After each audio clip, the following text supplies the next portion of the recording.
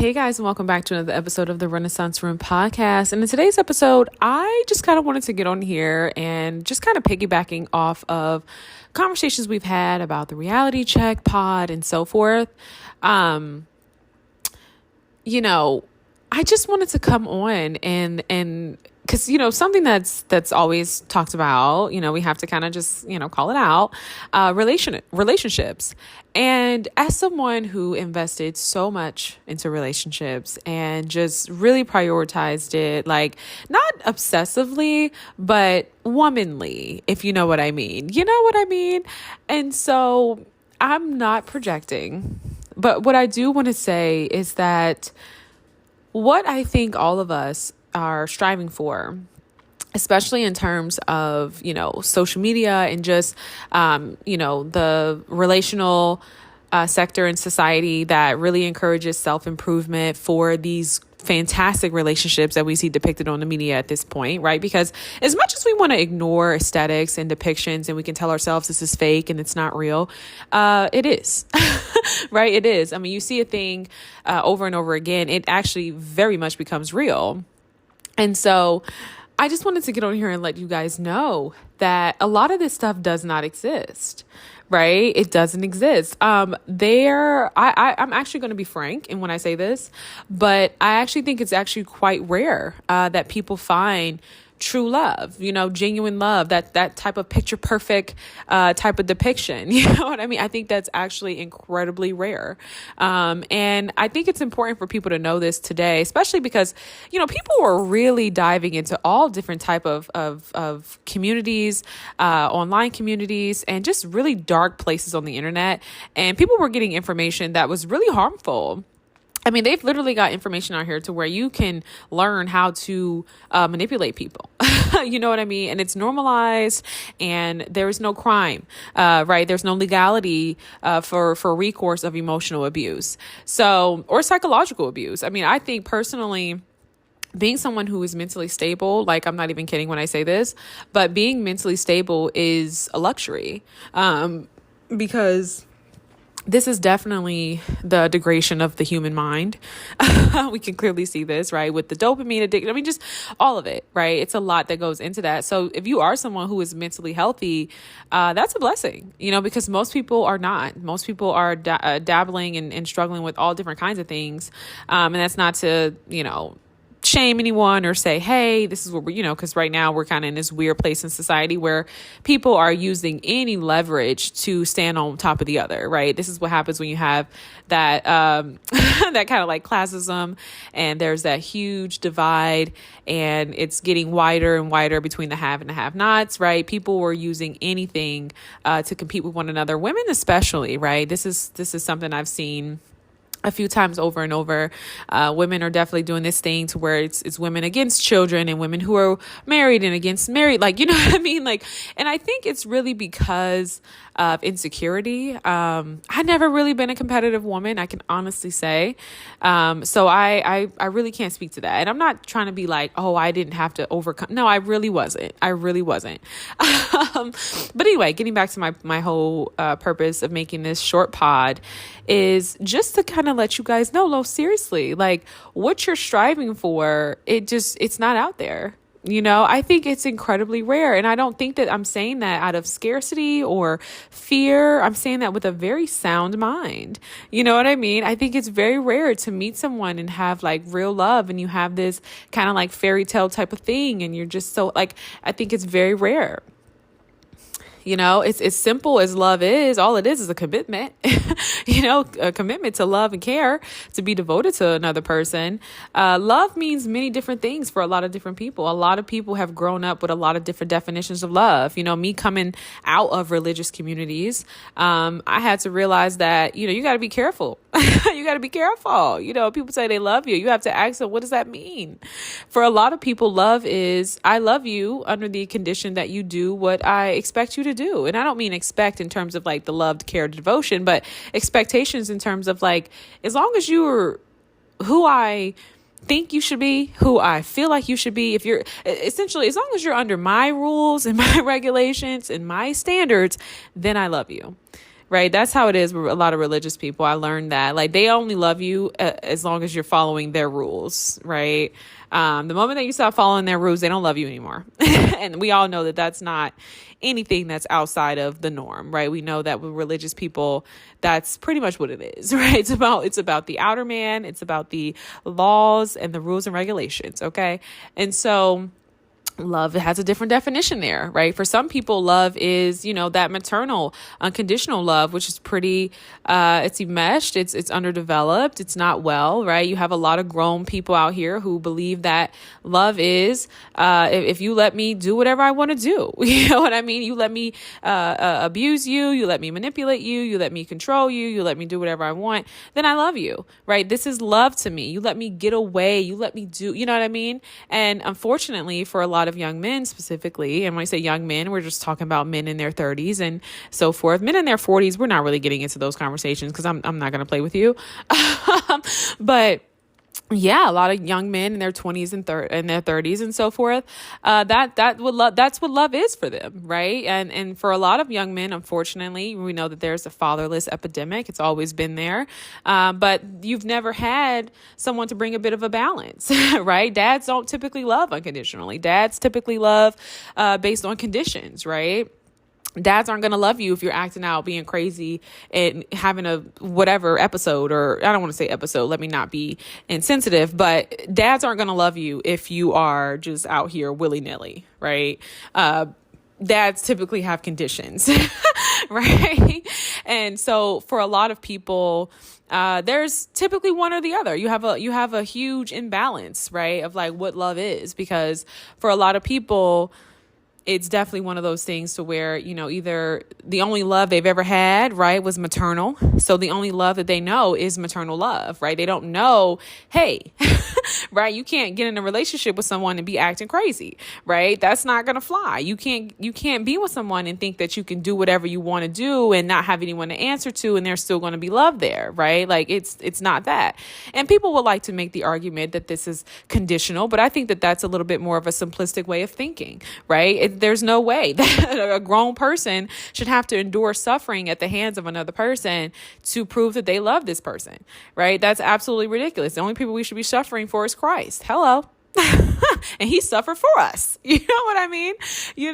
So it's like there's that immaturity. Right. I actually don't even think that you can even have love unless you are someone who is mature. And I think we start talking about what breeds that healthy sense of maturity. Some people get the lottery, as Dr. Romney would say, right? Get the lottery when it comes to healthy parents, healthy dynamics, being around people who are good people, who have taught them right from wrong, right? Something I didn't know growing up was that a lot of people have not been raised, right? There's a lot of people who have had maternal and paternal figures in their lives. They've had mentors. Well, mentors maybe not so much. I think mentors can actually come in and aid in the maturation process. But there are a lot of people out here who have not been raised. It's a lot of people who have been provided for. It's a lot of people who have survived. It's a lot of people who are here with us today who just haven't been raised, right? They haven't been taught right from wrong. There's no roots. And so, so for a lot of people, this love is really based on compliance, right? It's a matter of like, it feels good. This is love, right? And we can kind of get a healthier depiction of love when we see like certain love stories and movies and things like that. But I think oftentimes it's not something that we have a thing to aspire to. And while I'm here, I might as well just go ahead and talk a little bit about, you know what I mean? Men in love, right? Bell Hooks does great work on this. She's such an optimist. She really was. But when I think about, what is her name? It was a TikToker. It was a TikTok creator. She just talked about how men believe that they'll be the first millionaires in their family. But more commonly, they don't believe that they can be great fathers and all these different things. And my motto is this, listen, right now, okay? Everybody's not going to be a millionaire, but everybody can be a stand-up. Okay, everybody can be a stand-up, everybody can be a standout. And I think it's really unfortunate because I think that with material deprivation within the Black community, with, paternal deprivation, right? Fathers aren't in the home. Fathers aren't providing. Even if they're in the home, they're not providing. Okay. And so children grow up with such a material deprivation that becomes the thing, and it's by any means, right? And so, I think that then becomes our value, right? And then it's also something that is then mirrored back to us, and it's also something that is then encouraged within our community through the media. And we don't really like to talk about rappers, but they really do a huge disservice. I was actually just talking to my homegirl about Tracy Chapman.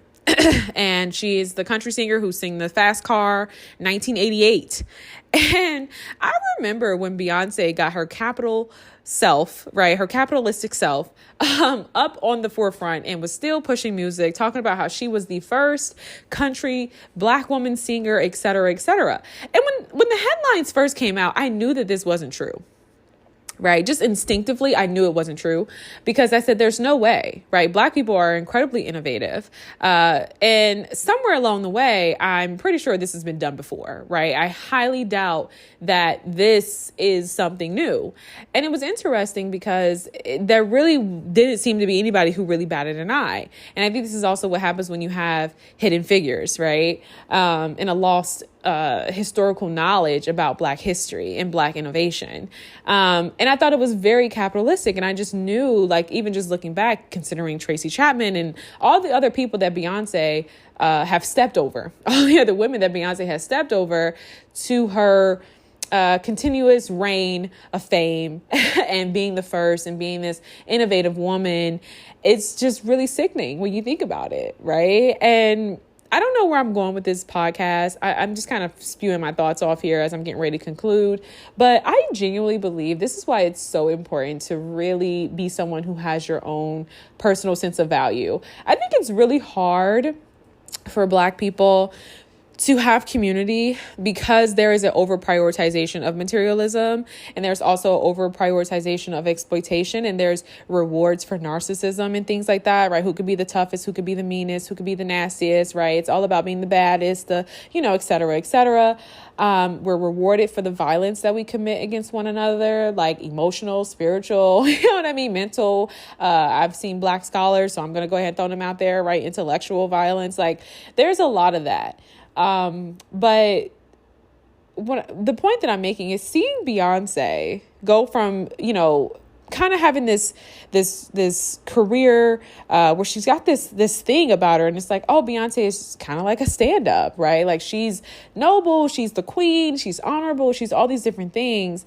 And just seeing how far people will go to maintain a sense of power, to see how far people will go to maintain their social and economic position at the hands of Black people, right? And this kind of just boils down to the truth that there is no wealth without exploitation, right? Like, I know a lot of times people would like to think that, you can go out here, you can do certain things, and you can just be this most wealthy person and you don't harm anybody. No, there's always going to be exploitation. I think about Jackie Aina, for example, and I don't mean to like bring people's names up, but just for the sake of influencer culture and me also kind of being this person where I'm taking a step back. Like, y'all know I don't promote the pod. I'm not trying to promote the pod. I appreciate people who listen to the pod, who share the pod, who like the pod, but I like truth, and I like being someone who's able to speak the truth and do things my own way. So I just appreciate anybody who is sharing this space with me, but I'm not looking forward to fame and garnering it out. That's not really my mojo. You know what I mean? Like, let it be who it's going to be for. Okay. Let it rock. But, there is always going to be a factor of exploitation, like, just period. You know what I mean? And I think as much as we like to think that, oh no, you can just be rich and wealthy and not bother anybody, it's not true, right? You're always going to have, somebody's going to get the short end of the stick here, right? Your wealth is going to be predicated off of someone else, right? Very seldom have I seen anybody, right? Especially a Black person. I'm just going to be honest. Very seldom have I seen anybody really build this level of wealth honestly. Right. And it's the thing that we all aspire to have today. And so values like community, kindness, trustworthiness, and even just the center of our existence and the thing that we need the most, love, right? The thing that is so primitive, it becomes very scarce. It becomes very scarce, right? And that kind of concludes what I'm saying in terms of, like, when you see these pictures of healthy love, it plays with the human emotion and the human desire, right? Again, which is primitive. for love and connection. But the truth is that it is very rare. It is not something that is existing in abundance. And so I again, it's really saddening. What technology did was really force us to go against our human biology. But we're at this place now. It is what it is. And I highly encourage people to really start to try to navigate through what life is going to be like to forego your biology, because that's what evolution is. Right? We have revolutionized the human being and the Homo sapien to such a degree that things that come natural to us, affection, are no longer a thing. And I love the Bible because it actually talks about this in Timothy. It says people are going to be without natural affection, right? And this is what we see today, right? This is what we see today. And so you're not going to have any sanity if you are someone who continues on this path of exploitation and greed, because that's the only path. That's the only path. You know what I mean? You can use your gifts and you can give it to God, and you can say, hey, how do I steward this? How do I create something that can actually help people, inspire people, right? Not motivate people. Because I tell you guys all the time, there's a huge difference between being a motivator versus being someone who can actually inspire people, right? Inspiration typically comes from within. It's the thing that, I may have, and it rubs off on you, and I can speak something into you, and now you're inspired to go do your own thing, right? Motivation is to say, hey, look at my slave chains that are flooded in diamonds. Look at my, look at my rented car. Look at my agency that owns me for the rest of my life. Like, look at that's motivation, right? Because you typically see the outside, you see the house, you see, you know what I mean? That's motivation, right? It's the external things, but it's something that you'll always need, right? Because it's like inspiration will carry you through life's realities and disappointments, and it'll always be with you. You will always have that sense of light within you, right? It's in you. However, motivation is the thing that it drives the greed, right? And that's why, you got to buy a bigger house and people have to promote more lies or whatever, right? So don't take the path of greed and exploitation. I think that's what I'm pretty much getting at. And understand that love is rare. I think the love that we're all looking for, whether it is the missing link, right? We didn't receive it in our childhood. So maybe we are looking for that maternal or paternal love. But I just want you guys to just kind of acknowledge that this idea of having like this perfect provider, all of these things are just incredibly rare, incredibly rare. And it's not going to be the lot for a lot of people. And I think that if you can free yourself from this and kind of acknowledge where we are as a society, especially acknowledge your communal, where you are within the community. And also acknowledge your culture, right? White culture has shifted to become a lot more, I would say, economically mobile, as they've always been, right? They've used the internet to kind of become more economically mobile. Immigrants have done the same. African Americans are still fairly stagnant in those areas, right? And so incredibly challenging, right? To be on Instagram, to constantly be socially integrated with white homeowners and people who are, doing things that are not in your reach, right? That comparison can just really drive you crazy. So I'm going to end by saying that I do think life was a little bit better before we had the privy, right? Before we were privy to other people's cultures and lifestyles and things like that, because I just think that somewhere along the way we've lost our values. And I think diverting so much from that, I don't think that's going to bring us any real sense of like peace or happiness or joy or anything like that. So yeah, love is rare. And loving yourself, as Bell Hooks would say, it's definitely not enough, and that's okay, right? That's okay. But, yeah, definitely get ready to try to find joy in your life outside of the things that we used to take for granted, right? Our friends, our family, and I think obviously too, things change when you get older. So I don't want to put too much of this, I don't want to give social media too much credit, because things definitely change when you get older, right? You outgrow people, et cetera, et cetera. But no, things are definitely, it definitely has an impact. So I hope you guys got something from this pod. I know I kind of went on a tangent there, but I hope you found it insightful. Peace.